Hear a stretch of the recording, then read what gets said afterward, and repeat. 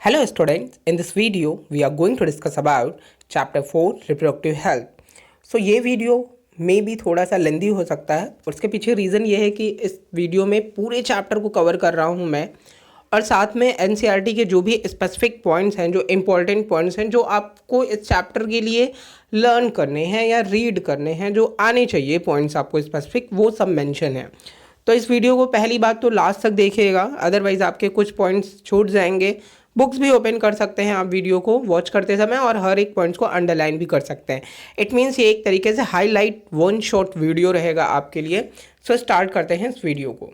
First thing about the reproductive health, meaning क्या है इस चैप्टर का, इंट्रो कर लेते हैं इसका। तो पहली चीज़ है, आपको यहाँ पर दो सेंटेंस दिख रहे हैं, रिप्रोडक्टिव और सेकेंड सेंटेंस दिख रहा है हेल्थ। देखिए रिप्रोडक्टिव आप जानते ही हैं, अभी हम लोगों ने फिनिश ही किया है रिप्रोडक्शन का चैप्टर, ह्यूमन रिप्रोडक्शन का चैप्टर। हेल्थ का मतलब आप जानते हैं कि हेल्दी किसे बोलते हैं हम। तो हमारा एक ऑर्गेनाइजेशन है जिसका नाम है WHO, ठीक है। ये एक ऑर्गेनाइजेशन है जिसने हेल्थ की दी है डेफिनेशन कि a person become healthy when it is mental, social and physical wellbeing. तो यही ऐसी ही सेम डेफिनेशन इन्होंने वर्ल्ड हेल्थ ऑर्गेनाइजेशन ने दे रखी है और वो है ऑर्गेनाइजेशन से रिलेटेड ये कि it is the state of physical, emotional, behavioural and social fitness for leading a reproductive life. या फिर आप इसे ये भी कह सकते हो कि a person become physical, emotional, behavioural and socially well-being, then this is known as reproductive healthy person। तो बस यही चीज़ें हैं कि एक पर्सन को अपनी सोसाइटी में physically, emotionally, behaviourally reproductive health was fit होना चाहिए। मतलब उसकी थिंकिंग अच्छी होनी चाहिए about the reproduction, about the reproductive health. तो इसे ही हम क्या बोलते हैं कि इन एस्पेक्ट्स में जो भी पर्सन फिट है, इसका मतलब उसमें रिप्रोडक्टिव हेल्थ प्रेजेंट है। एंड देन उसके बाद और इनका क्या मेन गोल था, तो यहाँ पर आपको जो फिक्स करनी है चीज़ वो ये डेफिनेशन क्या है और साथ में आपको ऑर्गेनाइजेशन का फुल फॉर्म, WHO का फुल फॉर्म आना चाहिए, वर्ल्ड हेल्थ ऑर्गेनाइजेशन। इससे रिलेटेड मैंने इवन आप लोगों को स्पीच भी दे रखी है, तो इसमें कोई प्रॉब्लम नहीं होगी। मेन रीज़न क्या था रिप्रोडक्टिव हेल्थ के बारे में जानने का, to achieve this family planning. Family planning जानने का मेन एक अचीव था यहाँ पर कि हमें ये पता हो कि फैमिली प्लानिंग से रिलेटेड चीज़ें क्या होती, क्यों इनका इंपॉर्टेंस था। इंडिया वो पहली कंट्री है जिसने कि 1951 में इनिशिएट किया था फैमिली प्लानिंग से रिलेटेड प्रोग्राम्स, ठीक है, जिसे हम RCH प्रोग्राम बोलते हैं, reproductive child health care program. अब क्या इनका मेन रोल था, देखिए इंडिया जैसे इंडिपेंडेंस हुआ, यहाँ की गवर्नमेंट ने फोकस किया कि हमें कुछ ऐसे प्लान फॉर्म करने चाहिए जिसे हम रिप्रोडक्शन को, पॉपुलेशन को इंक्रीज होने से रोक सकें। बट आप जानते हैं इंडिया है और यहाँ पे प्लान सिर्फ बनाया गया बट इम्प्लीमेंट अभी तक नहीं हो पाया और आज ये हाल है कि हम लोग सेकेंड पोजीशन पे हैं पूरे वर्ल्ड में। ओके, सो खैर reproductive health problem and strategies क्या क्या हैं इनको हम लोग यहाँ पर देखते हैं। सो यहाँ पर इंडियन कल्चर में जो सबसे बड़ी प्रॉब्लम है, मतलब रिप्रोडक्टिव हेल्थ क्यों नहीं है हमारे यहाँ, हम लोग क्यों नहीं रिप्रोडक्टिव हेल्दी है, इनकी क्या प्रॉब्लम्स हैं, हम लोग पहले प्रॉब्लम डिस्कस करेंगे एंड देन उसकी क्या स्ट्रैटेजीज हम लोग फॉर्म कर सकते हैं रिप्रोडक्टिव हेल्थ से रिलेटेड, उसके बारे में देखेंगे। तो पहली प्रॉब्लम क्या है, in India culture discussing about knowledge of sex and reproductive health is wrong thing. India में सबसे बड़ी problem, when you talk about the reproduction, when you talk about the sex, then you are bad person. Clear, आप नई बातें कर सकते हैं ना जनरली, हाँ, लेकिन एक एज क्राइटेरिया होना चाहिए, आप उस एज में हो कि हाँ आपको इन टॉपिक्स को जानना चाहिए। तो बिल्कुल, तो इंडिया में सबसे पहली प्रॉब्लम तो यही है। नेक्स्ट कौन सी प्रॉब्लम है, दूसरी प्रॉब्लम है यहाँ पर early marriage as soon as girls attain puberty. भाई लड़की जो है वो 11 साल की हो गई, 12 साल की हो गई, प्यूबर्टी एज आ गई, उसमें शादी कर दो उसकी, सबसे बड़ी प्रॉब्लम, सेकेंड प्रॉब्लम हो गई। Third problem, the teen age girl is not fit to be a foetus. अब आपने शादी कर दी, सिंपल सी बात है, आगे जाकर के क्या होगा, कोई टस होगा, नेक्स्ट बेबी होगा उनको। अब उसकी एज है अभी 12 ईयर, 13 ईयर, वो खुद को नहीं संभाल सकती, how can it maintain their foetus, वो कैसे प्रेगनेंसी के पीरियड को संभाल पाएगी। तो ये सबसे बड़ी प्रॉब्लम है। Then after marriage the lady का career is blocked in lot of family, मतलब शादी के बाद नौकरी नहीं करनी, जॉब नहीं करनी, तो ये भी कुछ प्रॉब्लम्स हैं। Then maternal and infant mortality rate are high in early marriage, जहाँ पे जल्दी शादियाँ होती हैं, बच्चियों की जल्दी शादियाँ होती हैं, ऐसे में मैटरनल मतलब जो माँ है, और इन्फेंट मोर्टेलिटी रेट का मतलब होता है मृत्यु का जो रेट है ना, रेशियो इंक्रीज हो जाता है भाई, वो नहीं, उसकी बॉडी नहीं संभाल सकती, तो ऐसे में क्या होगा, मदर की भी डेथ का रेट ज़्यादा हो सकता है और इन्फेंट शिशु मृत्यु दर भी ज़्यादा हो सकती है, तो ये भी एक प्रॉब्लम है। There is little knowledge about the personal hygiene to avoid sexual transmit disease.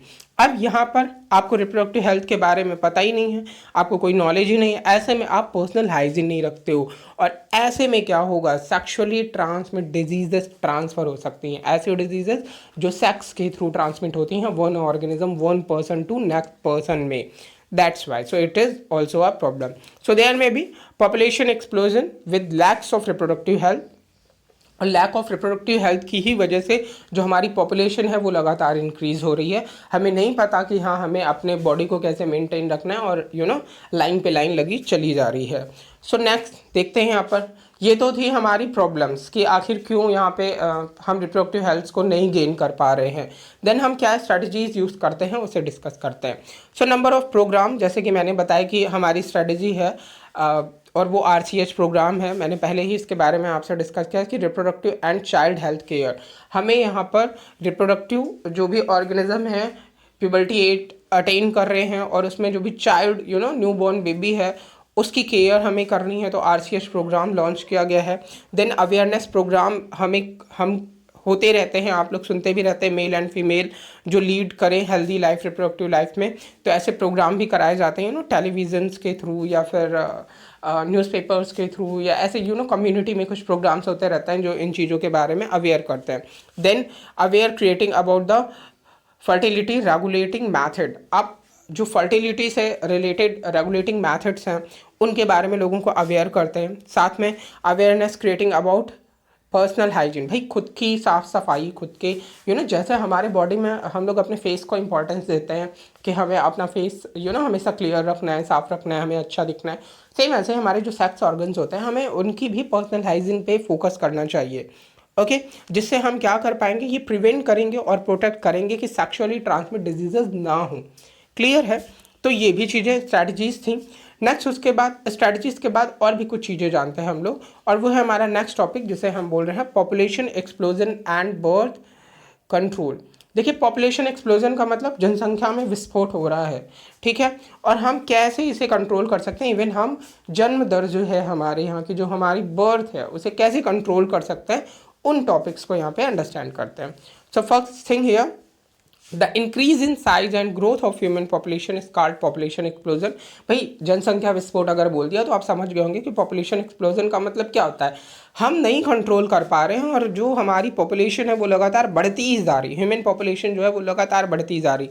क्या रीज़न है इसके, क्यों बढ़ती जा रही भाई?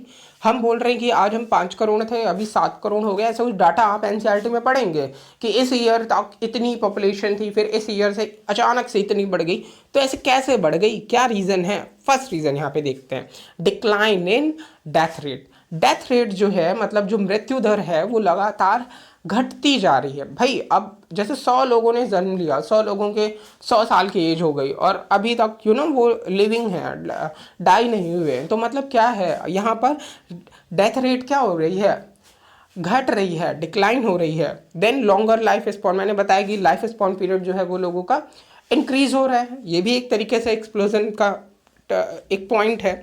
Then decline in the maternal mortality rate, maternal mortality rate जो मात्र मृत्यु दर है वो भी क्या हो रही है, डिक्रीज हो रही है। एंड इन्फेंट मोर्टेलिटी रेट भी, मतलब जो शिशु मृत्यु दर है वो भी डिक्लाइन हो रही है, घट रही है, और ये भी पॉपुलेशन एक्सप्लोजन का एक रीज़न है। Then some religious belief against birth control, कुछ ऐसे हमारे धर्म हैं जो उनका ऐसा बिलीव है कि भाई बच्चे तो भगवान की देन है ना, भगवान ने इन्हें बनाया है, और फिर ऐसी ऐसी चीज़ें भी आप लोग घर में सुनते होंगे ना कि अरे एक बच्चा हो गया ठीक है कोई नहीं, 2 हो गया कोई नहीं, तीसरा जब होता है अरे जैसे 2 पल गए वैसे 3 भी पल जाएंगे, जैसे 3 पल गए, वैसे 4 भी है ना, पालन पोषण हो ही जाएगा, जो ऊपर वाले ने बच्चा दिया है तो खाने को भी देगा। तो कुछ ना कुछ रिलीजियस मैटर भी होता है कि भगवान की देन है और बच्चे भगवान का रूप होते हैं इवन। तो ऐसी चीज़ें भी हमारे जो पॉपुलेशन एक्सप्लोजन का एक मेन रीज़न है। Then lack of reproductive health knowledge. अब उन्हें ये नहीं पता कि जैसे हम बोलें कि भाई एक माँ है और आज का जो भी न्यूट्रिशन है, जो भी डेली लाइफ रूटीन है, उसके हिसाब से 1-2 बच्चे ठीक है, लेकिन नहीं, आपको जब नॉलेज ही नहीं कि इसका क्या इम्पैक्ट पड़ेगा माँ की लाइफ पे, इसका क्या इम्पैक्ट पड़ेगा फैमिली में, so lack of the healthy knowledge, reproductive health की नॉलेज ही नहीं है, तो बस पॉपुलेशन एक्सप्लोजन हो रही है। नेक्स्ट पॉइंट, अब हम बहुत इंपॉर्टेंट फैक्ट पढ़ रहे हैं, बर्थ को कैसे रोक सकते हैं, कंट्रोल कैसे कर सकते हैं। अब हम पॉपुलेशन तो डिक्रीज़ नहीं कर सकते। अब 5 करोड़ अगर पॉपुलेशन है तो ऐसा नहीं कि हमने उठाई AK-47 और बस धाएँ धाएँ कर दिया, है ना। हम आगे जो आने वाले हैं बेबीज़, उनको तो ज़रूर कंट्रोल कर सकते हैं ना, कि बर्थ को कैसे कंट्रोल करें, जन्म लेने से कैसे रोकें। तो उनके कुछ यहाँ पे स्पेसिफिक पॉइंट हैं, समझते हैं उनको। So family welfare and family planning program, जैसे कि फैमिली के लिए कुछ फैमिली प्लानिंग प्रोग्राम लॉन्च किए जाते हैं और वो अवॉइड करते हैं अनकंट्रोल्ड ह्यूमन पॉपुलेशन को। ह्यूमन पॉपुलेशन जो अनकंट्रोल है उसे कंट्रोल करने की, एक्सप्लॉयजन को इवन रोकने की कोशिश करते हैं। और इसी में जो फेमस मैथड्स आते हैं जिन्हें हम बोलते हैं कंट्रासेप्शन। सो ये क्वेश्चंस आते हैं आपके एग्ज़ाम में, तो ये पॉइंट्स आपके लिए बहुत ज़्यादा इंपॉर्टेंट है, बर्थ कंट्रोल और उसके साथ में ये क्या बोला मैंने, कंट्रासेप्टिव मैथड्स, ठीक है। तो ये है मेन एम बर्थ को रोकने का। तो prevention of the contraception of the fertilisation of ovum during sexual intercourse is called contraception. अब आपके दिमाग में आया ये है क्या, है ना। तो आपको क्या करना है, आपको फर्टिलाइजेशन की प्रोसेस को रोकना है। फर्टिलाइजेशन की प्रोसेस को अगर आपको रोकना है तो सिंपल सी बात है, आपको ड्यूरिंग इंटरकोर्स फर्टिलाइजेशन की प्रोसेस ना हो, इसलिए आपने इन चीज़ों का, इन मैथड्स का, अब ये मैथड्स कौन से हैं, तो इन मैथड्स को आपने बोला है कंट्रासेप्टिव मैथड्स। तो इन मैथड्स का यूज़ करके आप बर्थ को कंट्रोल कर सकते हैं। अब यहाँ पे बहुत सारे मैथड्स हैं, उन मैथड्स को भी हम जानेंगे कि आखिर ये कौन कौन से मैथड हैं स्पेसिफिक, और ये सब इम्पॉर्टेंट हैं। और आप लोग भी आप लोग भी का मतलब कि इम्पॉर्टेंट है ना। तो यहाँ पर हम कौन कौन से मैथड्स लेते हैं देखते हैं। पहला मेथड है यहाँ पर नेचुरल मेथड, नेचुरल प्राकृतिक विधि। फिर दूसरा मेथड होगा बैरियर मेथड, बैरियर मतलब कुछ बैरियर लगा दिया। देन उसके बाद बाधा विधियाँ कह सकते हैं। देन उसके बाद है IUD, इसे हम इंट्रा यूटेराइन डिवाइस बोलते हैं। समझेंगे सबको एक एक, अभी फिलहाल के लिए मैं पॉइंट ही बता रहा हूँ, IUD है। फिर उसके बाद है ओरल कंट्रासेप्शन, ओरल कंट्रासेप्शन कुछ रहता है देखेंगे अभी। देन उसके बाद इंजेक्शन एंड इम्प्लांटेशन, और फिर लास्ट वन है सर्जिकल मैथड। सो टोटल मैंने कितने मैथड्स यहाँ पर बताए आपको, 6 मैथड, सब बहुत इंपॉर्टेंट है। फर्स्ट था नेचुरल, सेकंड था बैरियर, थर्ड था इंट्रा यूटेराइन डिवाइस, फोर्थ है ओरल कंट्रासेप्शन, फिफ्थ है injection and implantation, and six है सर्जिकल मैथड। अब इन मैथड्स को एक बार देख लेते हैं एक एक करके। नेचुरल मैथड का मतलब क्या होता है, नेचुरल मतलब भाई प्रकृति की देन है ना, हमने कुछ ना किया। So it work on the principle of avoiding chances of ovum and sperm meeting. Natural method में हम क्या करते हैं, हम ये चाहते हैं कि अवॉइड करें हम ओवम और स्पर्म को मिलने से। इसमें हम लोग जो पहली प्रोसेस बोलते हैं उसे हम लोग बोलते हैं पीरियोडिक अपसिस्टेंस। क्या मतलब होता है पीरियोडिक अपसिस्टेंस का, देखिए reproductive human reproduction chapter finish किया अभी हम लोगों ने, पढ़ा सब कुछ एक एक कॉन्सेप्ट। मेंस्ट्रुअल साइकिल पढ़ा आपने, मेंस्ट्रुअल साइकिल में मैंने आपको क्या बताया था, ओव्यूलेशन की प्रोसेस कब होती है। तो ओव्यूलेशन आप बोलते हो सर ओव्यूलेशन तो होता था 14 डेज में, लेकिन यहाँ ओव्यूलेशन से क्या मतलब, तो ओव्यूलेशन से यहाँ पर ये मतलब है कि इस मेथड में हम क्या करते हैं कि जो कपल है वो अवॉइड करते हैं, अब्सटेंस करते हैं कोइटस को फ्रॉम डेज 10 to 7। देखिए अब ये 10 to 7 कहीं कहीं 11 भी आपको लिखा हुआ मिल सकता है, तो 11 to 17 डेज तक अवॉइड करना है सेक्स को। क्यों, 14 डेज पे क्या हो रहा है, ओव्यूलेशन हो रहा है। 14 डेज के प्लस कर दी 3 डेज, तो 14 + 3 कितना होगा, 17 होगा, 17। और फिर यहाँ पर 14 से यहाँ पर 3 डेज और इधर, तो कितना होगा 11 ही होगा, है ना। 11 3 14, तो 3 डेज आपको क्या करना है, अपने सेक्स को कंट्रोल करना है। क्लियर है यहाँ पे। तो वही बात यहाँ पर मैंने बताई पीरियोडिक एब्सिस्टेंस। क्यों, क्योंकि ओव्यूलेशन कब हो रहा है, 14 डेज पे हो रहा है। 14 डेज के 3 दिन पहले और 3 दिन बाद। इसलिए बोल रहा हूँ, इसलिए करते हैं हम ये प्रोसेस क्योंकि ओव्यूलेशन पहले नहीं हुआ भाई। 11 डेज के पहले ओव्यूलेशन हुआ नहीं तो क्या फर्टिलाइजेशन होगा? इम्पॉसिबल। फिर उसके बाद जो एग रिलीज हुआ 17 डेज के बाद इनएक्टिव है वो, तो क्या वहाँ पे है पॉसिबिलिटी फर्टिलाइजेशन की? बिल्कुल नहीं। इसीलिए हम लोग बोलते हैं कि हर एक सेक्स ज़रूरी नहीं है कि प्रेगनेंसी ही कॉज करे, तो उसका मेन रीज़न यही है। तो आप फर्स्ट पॉइंट को समझ गए होंगे, पीरियोडिक अपसिस्टेंस। तो इस टाइम पे मतलब 10 to 17 डेज को हटा करके या 11 to 17 डेज को हटा करके बाकी जितने भी डेज हैं वहाँ पर बिल्कुल भी चांसेस नहीं है फर्टिलाइजेशन के। देन उसके बाद विथड्रॉल और कोइटस इंटरप्शन। इसका मतलब क्या होता है? इस मेथड में क्या होता है? इस मेथड में मेल पार्टनर जो है उसने वेजाइना में जैसे ही अपने इरेक्ट पेनिस को इंजेक्ट कराया, अब उसे जैसे ही ये फेल हुआ कि अब वो इजैकुलेट हो जाएगा, है ना, इंसेमिनेशन की प्रोसेस हो जाएगी, वैसे ही उसने अपने पेनिस को बाहर निकाल लिया। It means it is a method male partner withdraw his penis from the vagina just before ejaculation to avoid insemination। insemination ना हो पाए, है ना, जैसे उसे पता चला कि insemination ना हो पाए और वैसे ही उसने अपने पेनिस को निकाल लिया, तो इसे हम क्या बोलेंगे? विथड्रॉल। और इंटरप्शन की प्रोसेस कहाँ है? इंटरप्शन कोइटस में है इंटरप्शन। ओके, तो वैसे ये बहुत ज़्यादा रिलायबल मेथड नहीं है बिकॉज ऑफ कहीं ना कहीं कुछ ना कुछ पॉइंट्स अगर चला गया सीमेन का और उसमें कुछ स्पर्म जाके भी फ्यूज़ कर दिए तो फिर हो गया, है ना, तो फिर हो गया भाई, मुबारकबाद मिलेगी। नेक्स्ट है लैक्टेशनल एमनोरिया। क्या मतलब होता है लैक्टेशनल एमनोरिया?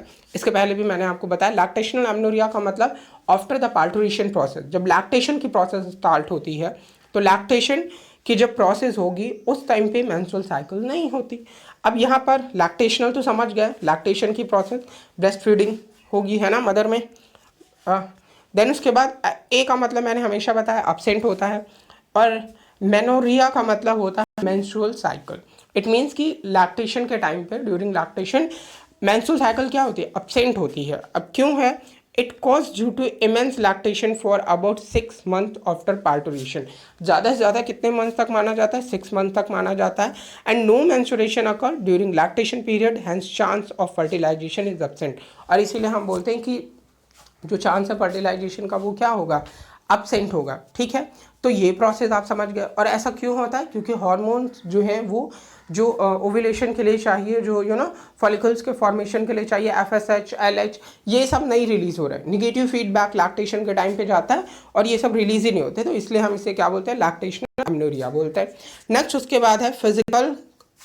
तो यहाँ पे हम लोगों ने 3 मैथड्स नेचुरल वाले ख़त्म कर लिए। तीनों मैथड से रिलायबल मैंने बोला कि ज़रूरी नहीं। अब जैसे लैक्टेशनल एमनोरिया ही है, आप 6 मंथ सोच रहे हैं बट नहीं पॉसिबल हुआ, है ना, 6 मंथ्स के पहले ही कभी हो गया मेंस्ट्रुअल साइकिल, है ना, ओव्यूलेशन हो गया, तो ये भी रिलायबल मेथड नहीं है। तो 3 मैथड्स हम लोगों ने नेचुरल में पढ़े। अब हम लोग नेक्स्ट पढ़ने जा रहे हैं बैरियर मेथड। बैरियर का मतलब देखिए फिजिकल, कंट्रासेप्टिव और बैरियर मेथड। बैरियर मेथड का मतलब क्या है? अभी जानते हैं हमारे क्या बोलूँ PM जी हैं और लगा रहे नाइट कर्फ्यू। तो क्या है कर्फ्यू में? लगा दिया एक ठो, है ना, कि बस आगे नहीं बढ़ सकते, बैरियर लगा दिया, नहीं पास हो सकते आप, पास होगा तभी जाओगे। तो वैसा ही बैरियर है यहाँ पे। हम यहाँ पे फिजिकल कांटेक्ट होने से रोकते हैं स्पर्म और ओवा में। तो इस मेथड में क्या करते हैं? Prevent sperm and ovum by barrier. हम उनके कांटेक्ट को रोकेंगे, स्पर्म और ओवा को। और ये मैथड्स अवेलेबल होता है बोथ मेल एंड फीमेल दोनों के लिए। देखते हैं कौन कौन से मैथड्स होते हैं। तो फर्स्ट मेथड फेमस मैथड्स, और वो मेथड है यहाँ पर कंडोम्स का यूज़ किया जाता है, जो कि बैरियर्स होते हैं और ये मेड होते हैं रबर लैटेक्स सीड से। लैटेक्स हमको किससे मिलता है? प्लांट से मिलता है ना। तो यहाँ पर ये चीज़ें होती हैं। ये मेल कंडोम्स है और फीमेल्स के लिए भी आता है फीमेल कंडोम। तो ये होते हैं बैरियर मेथड्स के थ्रू यूज़ होते हैं। जो मेल है वो अपने पेनिस पे ऐसे कवर अप करता है और ऐसे में जो सीमेन है वो इसी में रह जाएगा और वो फीमेल बॉडी में इंजेक्ट नहीं होगा। उसके साथ ही साथ 2 चीज़ें करता है ये। पहला तो प्रिवेंशन कर रहा है और साथ में it also prevent from AIDS and STD, sexual transmit diseases से भी प्रिवेंट रखता है। एंड इवन सबसे फेमस STD जो एड्स है उससे भी प्रिवेंट करता है। नेक्स्ट उसके बाद फीमेल कंडोम्स की भी हमने बात की। एंड उसके बाद कुछ और भी होते हैं फिजिकल बैरियर्स जिन्हें हम डायफ्राम बोलते हैं, सर्विकल कैप बोलते हैं और वॉल्ट्स बोलते हैं। ये रबर लैटेक्स से बने हुए होते हैं और ये रीयूजेबल होते हैं। देखिए जो male condom and female condom है इट इज़ नॉट रीयूजेबल, एक बार यूज़ करने के बाद दोबारा रीयूज़ नहीं कर सकते आप, बट ये जो 3 मेथड्स मैंने बताए हैं ये तीनों रीयूजेबल होते हैं। अब देखिए यहाँ पर तो वेजाइना और पेनिस में यूज़ कर रहे थे इनको, बट ये जो तीनों मेथड्स मैं बता रहा हूँ इन तीनों को आप यूज़ करते हो सर्विक्स के पोर्शन पर, ठीक है। सर्विक्स के पोर्शन पे रखते हैं और लगाते हैं उसको, एंड देन यहाँ पर भी फिजिकल मेटिंग नहीं हो सकती, पॉसिबल नहीं हो सकता, तो इन चीज़ों को भी करते हैं। तो ये देखिए यहाँ पे बात भी मेंशन है कि these are inserted into the female reproductive tract to cover the cervix, तो इसे आप कर सकते हो। और यहाँ पे फुल्ली प्राइवेसी होती है। प्राइवेसी का मतलब कि this methods use by only you and your partner, not to another person know about this thing. Clear है? तो ये तो फिजिकल मैथड था, है ना। और इंडियन ब्रांड भी इवन है और एनसीईआरटी में मेंशन है मे बी निरोध, ठीक है। तो ये भी आपको याद रखना होगा कि ये इंडियन ब्रांड है और फेमस भी है, जो कि बहुत चीप है और ईज़िली अवेलेबल है। तो जो भी यहाँ पे कंट्रासेप्टिव हैं, आप डिफरेंट मैथड पढ़ोगे तो उसमें यही मेंशन है कि ईजिली अवेलेबल होने चाहिए, रीयूजेबल होने चाहिए और चीप होने चाहिए, बहुत ज़्यादा कॉस्टली नहीं होने चाहिए। तो उनमें से ये चीज़ें आती हैं। नेक्स्ट पॉइंट समझते हैं यहाँ पे आईयूडी, मोस्ट इम्पॉर्टेंट है। जो आपके हायर एग्जामिनेशन होते हैं उनमें आईयूडी से बहुत क्वेश्चंस आते हैं, तो यहाँ पे आईयूडी इसको समझते हैं। तो आईयूडी का फुल फॉर्म है इंट्रा यूटराइन डिवाइस। अब आपको समझ में आ रहा होगा, इंट्रा अंदर, यूटराइन यूटरस, डिवाइसेस का मतलब डिवाइस है। तो ये आईयूडीज़ हैं जो कि ओनली फीमेल्स के लिए होती हैं और यहाँ पे प्राइवेसी नहीं है ना। डॉक्टर्स ही इन चीज़ों को इंजेक्ट करेंगे और जो एक्सपर्ट नर्स होती हैं, डॉक्टर होते हैं, वो इनको इंसर्ट करते हैं through the into the uterus through vagina के थ्रू यूट्रस में से इंजेक्ट करा जाता है। डिफरेंट आईयूडीज़ होती हैं, जैसे कि यहाँ पर इन्होंने बोला नॉन मेडिकेटेड आईयूडी है यहाँ पर, जिसके एग्जांपल हैं लिप्सेलूप, और ये भी एक्ट करता है एज अ बैरियर। देन ये कुछ ऐसी चीज़ें रिलीज़ करेंगे नॉन थिंग्स में, और वो चीज़ें जो भी होंगी, और इसका मीनिंग हम लोग बोलते हैं कि ये कोई ड्रग्स नहीं होता है, ये एज अ बैरियर की तरीके से होता है। लिप्सेलूप इनका एग्जाम्पल हो जाएगा। देन उसके बाद है कॉपर रिलीजिंग। कॉपर रिलीजिंग में जो एग्जाम्पल हम लोग देते हैं वो CUT कॉपर टी, या CU7 कॉपर 7, या फिर मल्टीलोड 375, ये रिलीज़ करते हैं CU को, कॉपर को। और क्यों यहाँ पर क्या इनका इंपॉर्टेंस है, जो कॉपर है, कॉपर आयन जो भी रिलीज होते हैं वो सप्रेस करते हैं स्पर्म की मोटिलिटी को और उसके साथ ही साथ फर्टिलाइजेशन की कैपेसिटी को। स्पर्म देखिए पहले तो वो मूव नहीं कर पाएगा, एंड इवन अगर कर भी लेता है तो जो फर्टिलाइजेशन करने की कैपेसिटी है वो उसकी लेस हो जाएगी, लॉस हो जाएगी। और उसके साथ में it increase the phagocytosis of the sperm with in a uterus. और ये फैगोसाइटोसिस मतलब स्पर्म को यूट्रस में ही खा लिया जाएगा, है ना, मार दिया जाएगा। तो ऐसी प्रोसेस करने में ये इम्प्रूव करते हैं। तो ये होती हैं copper releasing IUD. Next one को अंडरस्टैंड करते हैं। उसके बाद हार्मोन रिलीजिंग। देखिए पहला कॉपर रिलीजिंग, जिनसे कॉपर रिलीज होता था। दूसरी कुछ ऐसी आईयूडीज हैं, इंट्रा यूटराइन डिवाइस हैं, जो कि क्या रिलीज करती हैं, वो रिलीज करती हैं हार्मोन्स को। और हार्मोन कौन कौन से, प्रोजेस्टासोल्ट और साथ में LNG-20, ठीक है। अब ये क्या करेंगे, तो ये करते हैं make the uterus unsuitable for implantation and the cervix hostile to the sperm. ये ऐसा काम करते हैं कि ये फिक्स किए जाते हैं और ये इम्प्लांटेशन की प्रोसेस को रोकते हैं। अब ये देखिए आईयूडी का शेप कैसा होता है, ऐसा होता है टी, ये कॉपर टी बोल रहे थे तो टी शेप में ये होता है। इन्हें कैसे इम्प्लांट करते हैं तो आप देख पा रहे होंगे, ये स्ट्रिंग लाइक ऐसे होता है और इनको वेजाइना के थ्रू ये देखिए यूट्रस में इम्प्लांट कर दिया जाता है। अब ये टोटली यहाँ पे फैलोपियन ट्यूब में स्पर्म को ट्रांसफ़र होने से रोकेंगे। तो ऐसा कुछ शेप है, आप लोग समझ गए होंगे कॉपर टी को, और ऐसे ही इम्प्लांट किया जाता है फीमेल की बॉडी में। देन उसके बाद अगले मैथड्स हम लोग पढ़ते हैं। अगला मैथड है यहाँ पर हमारा केमिकल कंट्रासेप्टिव। देखिए ये बहुत इंपॉर्टेंट है। इसमें क्या होता है, आप ओरली मतलब मेडिसिन लेते हो, ड्रग्स लेते हो, मेडिसिन खाते हो, ओरल कंट्रासेप्टिव मेथड में सिर्फ और सिर्फ ये मेथड फीमेल्स के लिए होता है। आईयूडीज भी हम लोगों ने फीमेल्स के लिए पढ़ा था और यहाँ पे ओरल कंट्रासेप्टिव मेथड भी हम फीमेल के लिए स्टडी कर रहे हैं। इसमें क्या यूज़ किया जाता है, टैबलेट्स को यूज़ किया जाता है, जिन्हें मोस्टली हम लोग पॉपुलर चीज़ें क्या बोलते हैं, पिल्स बोलते हैं इनको, ठीक है। तो क्या करते हैं, इनमें क्या प्रेजेंट होता है, तो इनमें प्रेजेंट होता है प्रोजेस्ट्रोजन या फिर प्रोजेस्ट्रोजन या एस्ट्रोजन का combination. It means my student, यहाँ पर जो ओरल कंट्रासेप्टिव पिल्स होती हैं, जिन्हें पिल्स हम नॉर्मली बोलते हैं, इनमें क्या प्रेजेंट है, हार्मोन्स प्रेजेंट है। कौन से हार्मोन्स प्रेजेंट हैं, तो प्रोजेस्ट्रोजन आप बोलते हो, या फिर उसके साथ में और क्या प्रेजेंट हो सकता है, एस्ट्रोजन। तो कभी एक अकेला भी हो सकता है या फिर कभी कॉम्बिनेशन में हो सकता है, ठीक है।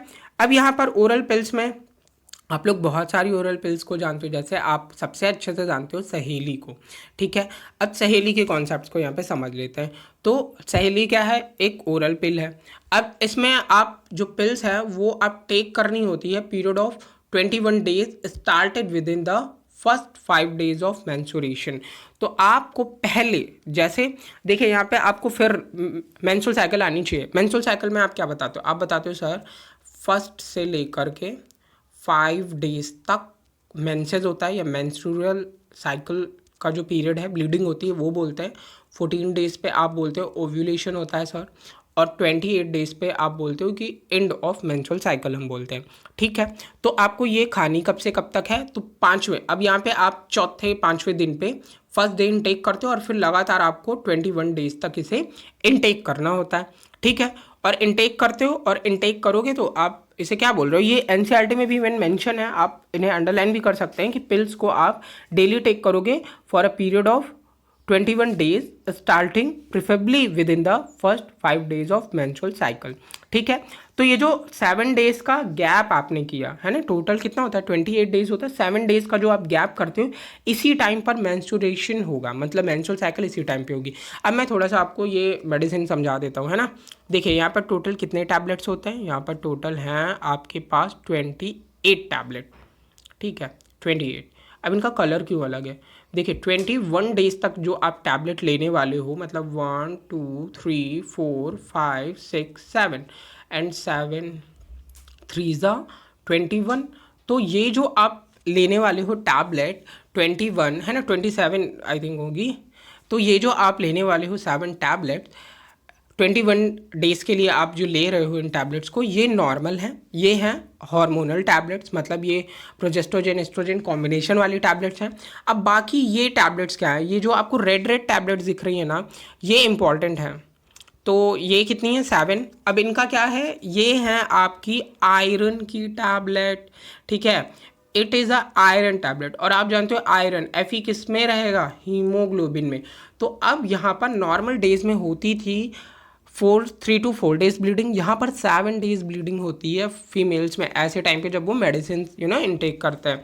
तो उस टाइम पर क्या ना हो पाए, एनीमिया, और एनीमिया से रोकने के लिए ही आप इनको देते हो ये स्पेशल टाइप की टैबलेट। ओके, सो ये भी आप ये कॉन्सेप्ट भी समझ गए होंगे कि क्यों इनका जो पिगमेंट्स था, कलर था, वो चेंज था। नेक्स्ट वन यहाँ पर अगर ये भी नहीं है, दूसरा कंट्रासेप्शन मेथड क्या है यहाँ पर, इंजेक्शन और इम्प्लांट्स। इंजेक्शन और इम्प्लांट्स में क्या होता है, आप इंजेक्शन कराते हो, जैसे मोस्टली लोग हैं ना कि चाहते हैं कि भाई एक चाइल्ड हो गया, अब 3 ईयर या आफ्टर 4 ईयर्स बाद नेक्स्ट चाइल्ड की डिमांड है। तो यहाँ पर प्रोजेस्ट्रोजन एलोन या फिर एस्ट्रोजन के कॉम्बिनेशन के थ्रू इंजेक्शन को इम्प्लांट करते हैं फीमेल की स्किन में। कैसे, जैसे आप ये हैंड्स देख पा रहे हो, ये हैंड है, और इस हैंड में कुछ ऐसे छोटे छोटे ये आती है मेडिसिन क्या है, ये एक तरीके से इंजेक्शन बोल सकते हो, इसे इम्प्लांटॉन बोलते हैं। और इसमें ही आपकी स्किन में थोड़ा सा क्या किया, थोड़ा सा मतलब हटाया आपकी स्किन के ऊपर की कवरिंग को, है ना, उसको हटाया, और हटाने के बाद इसके अंदर ये छोटे से इंजेक्टेबल को इम्प्लांट कर दिया। अब ये लगातार डेज बाय क्या करेगा, हॉर्मोन्स को रिलीज करेगा, और वो हॉर्मोन्स जो हैं वो इफेक्टिवली क्या कॉज करेंगे, कंट्रासेप्शन कॉज करेंगे, ठीक है। तो ये भी आप लोग कॉन्सेप्ट समझ गए होंगे। तो ये इम्प्लांटेशन ओव्यूलेशन के प्रोसेस को रोकेगा, तो इन्हें हम इम्प्लांट्स बोलते हैं। नेक्स्ट मेथड समझते हैं, तो ये है नेक्स्ट मेथड हमारा इमरजेंसी कंट्रासेप्टिव। इमरजेंसी कंट्रासेप्टिव का मतलब क्या हो गया, अब मान लीजिए 2 लोग हैं, है ना, मेल फीमेल हैं, और उन्होंने कोई भी कंट्रासेप्टिव मेथड सेलेक्ट नहीं किया था और दोनों के बीच में हो गया सेक्स।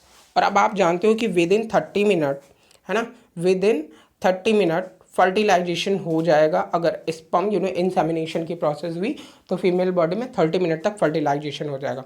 अब आप फर्टिलाइजेशन को तो रोक नहीं सकते, अब आप किसे रोक सकते हो? आप और मतलब वो लोग जो 2 लोग हैं वो लोग ये भी नहीं चाहते कि उनको बेबी भी हो, है ना, और उन्होंने कोई भी कंट्रासेप्टिव मैथड्स भी नहीं यूज़ किया। ऐसे टाइम पे आपको लेना होगा इमरजेंसी कंट्रासेप्टिव, जो कॉमनली फेमस होते हैं, फेमस हैं आई पिल के नाम से या फिर 72 आवर्स नाम से भी ये पिल्स जो है मार्केट में मिलती हैं।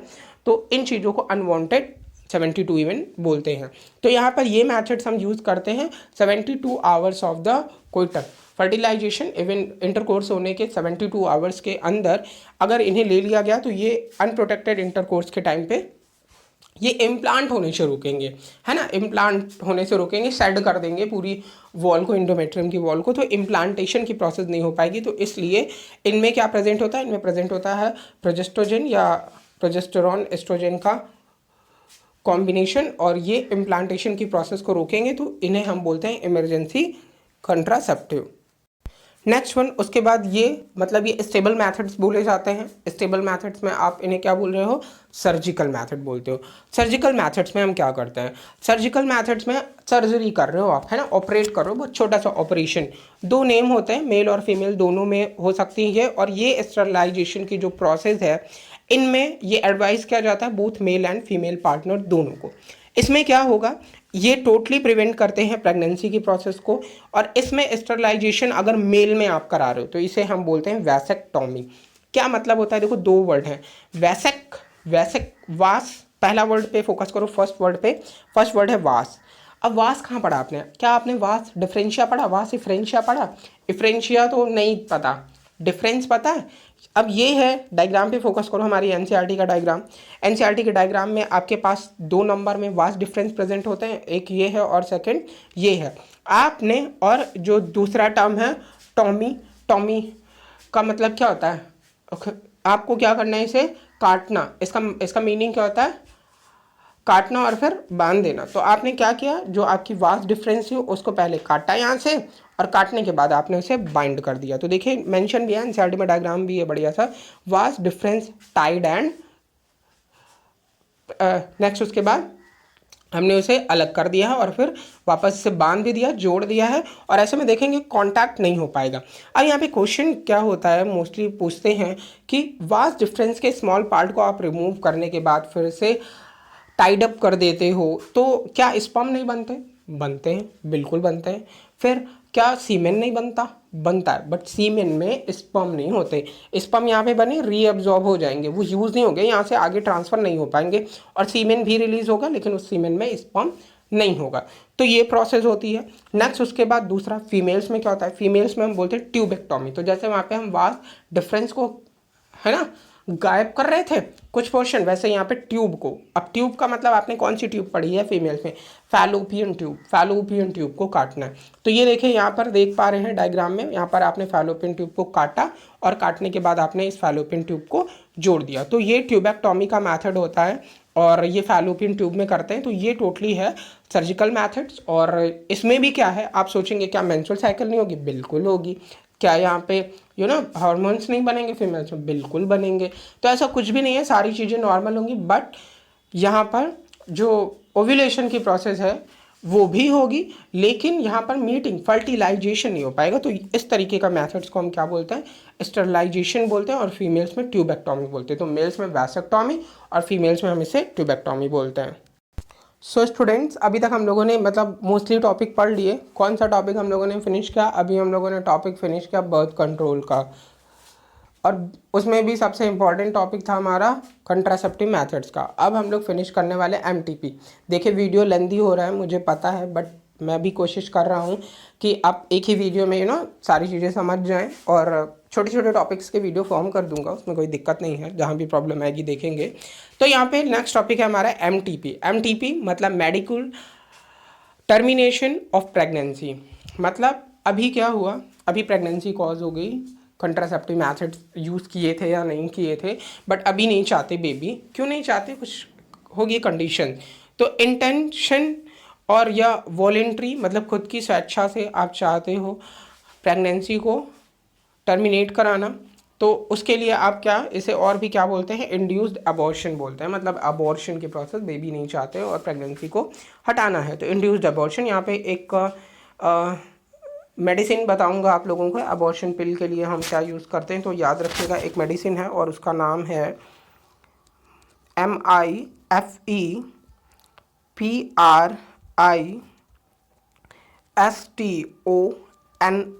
ठीक है, तो ये माइफेप्रिस्टोन मेडिसिन है जो कि यूज़ की जाती है इंड्यूस कराने को अबॉर्शन को, क्योंकि मुझे पता है आप लोग क्वेश्चन पूछते हैं सर इंड्यूस्ड अबॉर्शन कैसे कराते हैं, क्यों कराते हैं, तो क्यों कराते हैं का आंसर भी दे रहा हूँ और कैसे कराते हैं वो भी बता दिया। तो एमटीपी एक सिग्निफिकेंस रोल शो करता है डिक्रीजिंग पॉपुलेशन में, लेकिन यहाँ पर बहुत सारे हैं लीगल रेस्ट्रिक्शन। लीगल रेस्ट्रिक्शन क्यों हैं, क्योंकि फीमेल्स की बॉडी पे, फीमेल फोर्टिसाइड पे इसका बहुत ख़राब इम्पैक्ट पड़ता है ना। अगर मान लो इम्प्लांटेशन की जो है प्रोसेस हो गई, अब आप फीमेल से एक चीज़ रिमूव कर रहे हो, तो फीमेल की बॉडी पे इसका रॉन्ग इम्पैक्ट पड़ सकता है, इसलिए लीगल रिस्ट्रिक्शन भी हैं इस पर। सेफ कब है, तो ये सेफ है फर्स्ट ट्राइमेस्टर।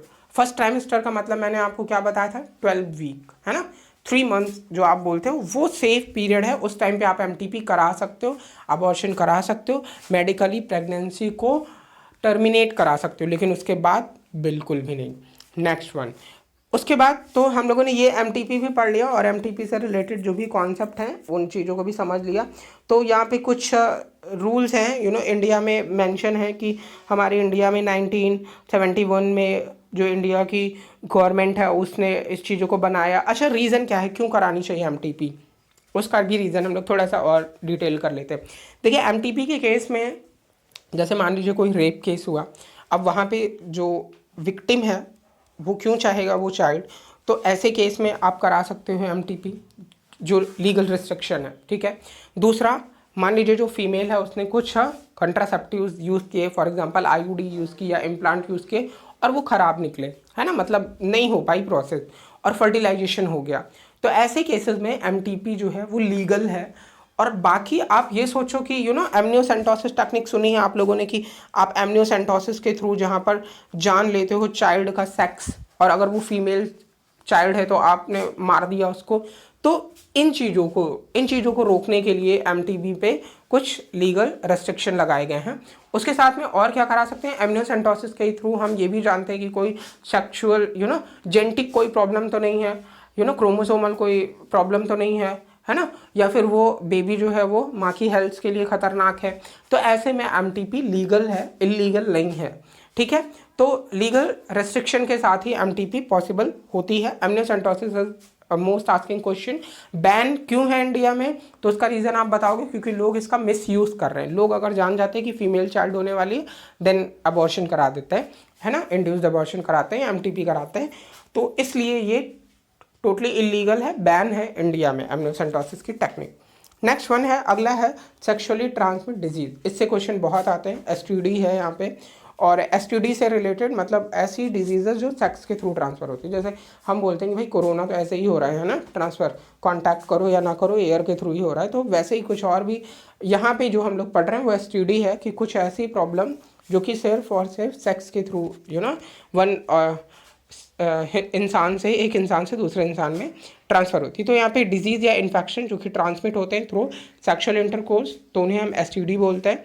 देन इन्हें और हम क्या नेम देते हैं, तो इन्हें हम वेनरल डिजीज़ भी बोलते हैं और साथ में रिप्रोडक्टिव ट्रैक्ट इन्फेक्शन आरटीआई भी बोलते हैं। इनके कुछ बेसिक्स एग्जाम्पल हैं, for example gonorrhoea, syphilis, genital herpes, chlamydiasis, genital warts, trichomoniasis, hepatitis B और HIV, एड्स जिसे हम लोग बोल रहे हैं, ये सब हैं हमारी सेक्सुअल ट्रांसमिट डिजीज़। ये सब सेक्स के थ्रू ही वन इंसान से दूसरा इंसान में ट्रांसफ़र होती हैं। ठीक है, मैं इनके क्या कॉजल ऑर्गेनिज्म है उसको अलग से आपको बता दूंगा। नेक्स्ट उसके बाद एक्सेप्ट हेपेटाइटिस बी जो है वो, और genital herpes, HIV infection, other are curable because these are viral diseases. तो मतलब जो भी वायरल डिजीज़ेस हैं, जैसे आप जानते हैं HIV और हेपेटाइटिस बी का कोई ट्रीटमेंट नहीं है अभी तक, कोई मेडिसिन ही नहीं है, तो ये चीज़ें होती हैं। जो एड्स के पेशेंट होते हैं उन्हें हम एजिडोथाइमिडीन मेडिसिन देते हैं, और बट वो क्या करते हैं, सिर्फ इम्यूनिटी को बनाए रखने की कोशिश करते हैं। इवन एड्स का डिटेल में वीडियो भी है, वो भी आप देख सकते हैं। नेक्स्ट वन, दूसरी चीज़ें समझते हैं, सिम्टम्स क्या होते हैं इनके एसटीडीज़ के। सो इचिंग, फ्लूइड डिस्चार्ज होता है, slightly pain, swelling in the genital region. Then उसके बाद एसटीडी, कुछ ऐसे एसटीडीज़ होते हैं जिनके सिम्टम्स ही नहीं दिखते, इवन फीमेल्स में तो बिल्कुल भी नहीं दिखते, तो अनडिटेक्टेड फॉर लॉन्ग, आप उन्हें बहुत ज़्यादा डिटेक्ट भी नहीं कर सकते।